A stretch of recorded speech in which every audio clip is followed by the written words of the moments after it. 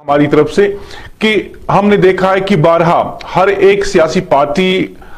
की मुखालफत करते हैं आप, चाहे वो इख्तिदार में हो या मुखालिफ हो। ऐसा क्यों है? आप किसी से जो है मुतमईन नजर नहीं आते, आए दिन प्रोटेस्ट करते हैं और आपके जलसों की वजह से लगता है इस शहर में हर शख्स परेशान सा क्यों है? असल में हम मुखालफत नहीं करते, हम हकीकत बता रहे हैं यहाँ के लोगों को, यहाँ के अवाम को हकीकत से आशना कर रहे हैं। तो मामला ये है कि जब ये लोग जो मेन स्ट्रीम पॉलिटिकल पार्टीज में काम कर रहे हैं, जब ये अपोजिशन में होते हैं तो रोना रोते हैं, हमदर्दी जताते हैं, बड़ी बड़ी दावा पेश करते हैं और हमदर्दी पेश करते हैं, डेलीवेजर्स कैजुअल लेबर्स के हवाले से बड़े बड़े बयान जारी करते हैं। लेकिन जब यही लोग फिर इख्तिदार में आ जाते हैं, चाहे पीडीपी हो, नेशनल कॉन्फ्रेंस हो, कांग्रेस हो, बीजेपी हो, सिवाय एक दो पॉलिटिकल पार्टीज, सिवाय एक दो पॉलिटिकल लीडर्स के, बाकी सब के सब जब ये अपोजिशन में होते हैं तो एक बात बोलते हैं, जब यही लोग फिर इख्तिदार में आ जाते हैं तो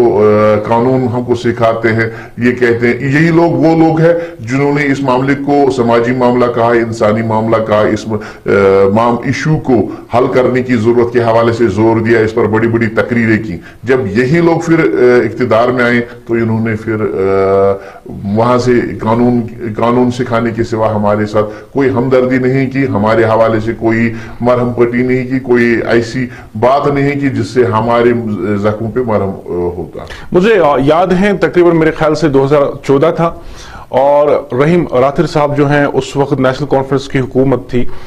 और उन्होंने कुछ वादे किए थे कि जो अब डेलीवेजर्स हैं इनके मुतालिक हम एक हतमी फैसला लेंगे और इनके हक में लेंगे, लेकिन रातों रात वो फैसला बदल गया।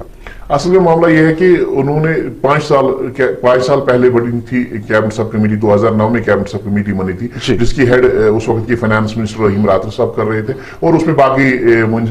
मंत्री लोग भी थे, बाकी वुज़रा लोग भी थे। तो उन्होंने जब 2014 की बात आई, 4 साल उनको फुर्सत नहीं मिली, 5 साल उनको फुर्सत, पौने 5 साल उनको फुर्सत नहीं मिली डेलीवेजर्स कैजुअल लेबर्स के हवाले से बात करने के लिए। 5 साल उन्होंने इस फाइल को खोला नहीं, 5 साल इस हवाले से कोई निशस्त नहीं हुई, सिर्फ यही लिखा गया कि आज निशस्त हुई। उस निशस्त में क्या हुआ? चाय पी ली गई, उस पर आपस में गुफ्तशनीत की गई, बाकी कोई फैसला नहीं लिया गया। लेकिन जब फैसला लेने की बात आई तो उस वक्त सियासत से काम लिया गया, इस पे सियासतकारी की गई। उस वक्त ये कहा गया कि जम्मू के लोग ज्यादा है, कश्मीर के कम है। तो अगर उसी फाइल के साथ जो हमारा इशू डेलीवेजर्स कैजुअल लेबर्स का था, तो उसी इशू के साथ एक और इशू था, एडमिनिस्ट्रेटिव यूनिट्स का मामला था, स्कूल्स के अपग्रेडेशन का मामला था। उसमें तो जम्मू को ज्यादा हिस्सा दिया गया, उसमें कोई सियासतकारी नहीं, उसमें कोई मुखालफत नहीं, उसमें कोई हंगामा नहीं। लेकिन जब डेलीवेजर्स की बात आई, 5 साल इन्होंने इस चीज को नहीं देखा, 5 साल इन्होंने इस पर कोई गौर नहीं किया, 5 साल इस पर कोई बात नहीं हुई, कोई मुखालफत, कोई बहस मुबाहिसा नहीं हुआ। लेकिन 5 साल के बाद जब फैसला करने की बात आई तो कुछ हमारे वुज़रा, चाहे राथिर साहब ने बिना किसी हिचकिचाहट के कहूंगा, हमारे जो फाइनेंस मिनिस्टर उस वक्त के थे जनाब राथिर साहब या मोहम्मद अकबर लोन साहब जो उस वक्त के स्पीकर थे या स्पीकर ही थे, तो उन्होंने इस मामले को बड़ी संजीदगी से ले लिया और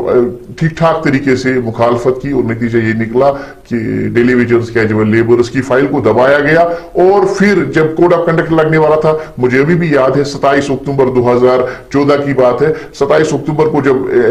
ये चीज का ऐलान किया गया कि कोड ऑफ कंडक्ट लग गया है, तो उसके बाद फाइल को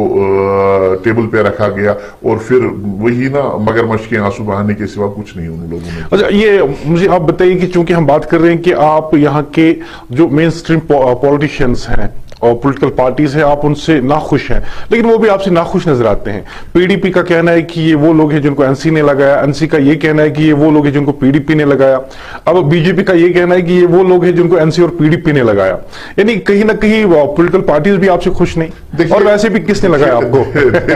देखिए इस सवाल का यही जवाब है, ये 94 से पहले, 94 के बाद जो लोग लगे हैं, 94 से 2015 तक जो लोग लगे हैं, तो ये अपने सिस्टम के चलाने वालों से कहे किन लोगों ने लगाया। इख्तिदार में तो ये लोग थे। 94 के बाद जब यहाँ पे कोई बात करने के लिए तैयार नहीं था, जब सबके सब बिनों रियासतों में कयाम पजीर थे। नहीं, मेरा सवाल जरा मुख्तलिफ सा है। मैं ये कहता हूं कि देखिए, अगर हम पिछले 25 साल या 23 सालों की बात करते हैं तो इसमें वो मुलाजिम भी जो हैं रिक्रूट हुए जो परमानेंट एम्प्लॉयज हैं, اور آپ کو بھی ایک قانون کے دائرے کے تحت جو ہے اس وقت انگیج کیا گیا، تو آپ پہ الزام کیوں ہے کہ آپ کو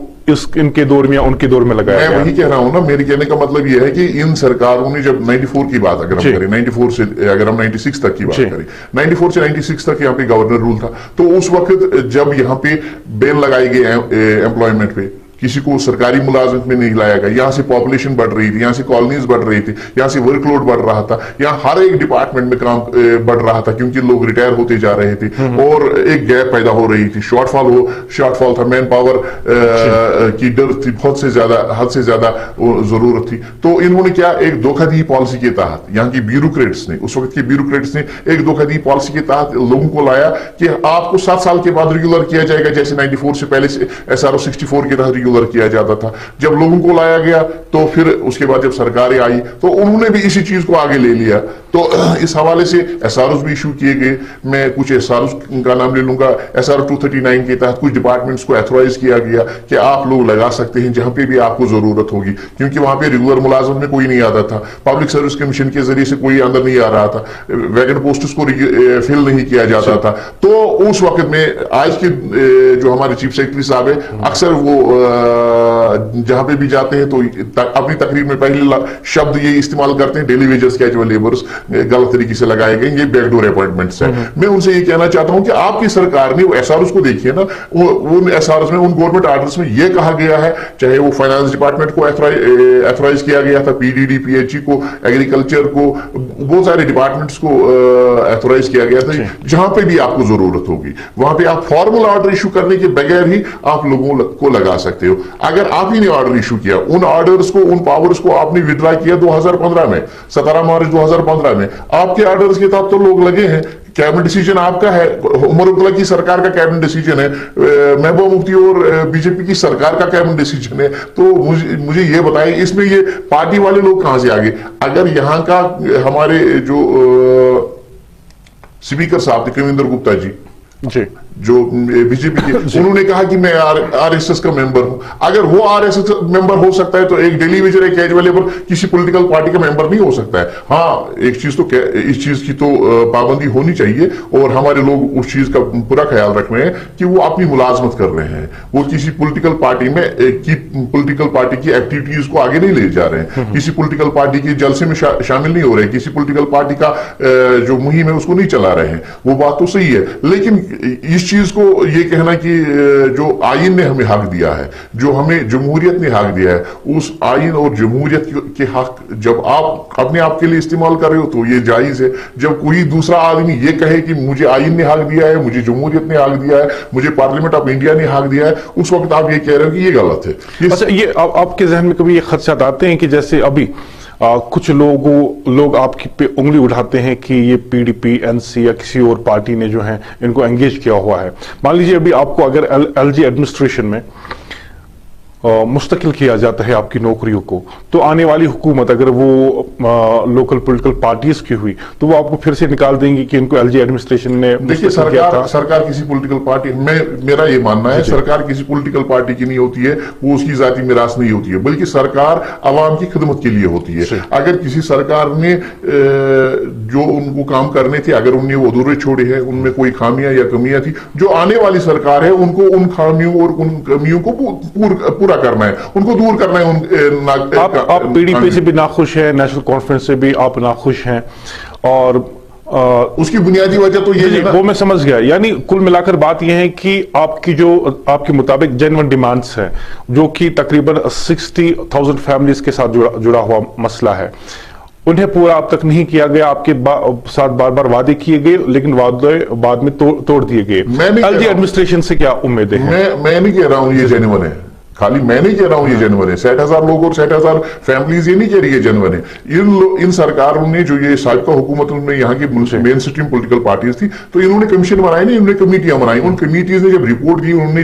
جن کمیشنز نے رپورٹ دی، انہوں نے انسانی معاملہ، سماجی معاملہ اس معاملے کو قرار دیا، اور اس کے ساتھ انہوں نے کہا کہ یہ ان کے بغیر ڈپارٹمنٹس نہیں چل سکتے ہیں۔ اگر یہ ہڑتال پہ چلے گئے، اگر ان کو نکال دیا جائے گا تو سارا سرکاری سسٹم ٹھپ ہو جائے گا۔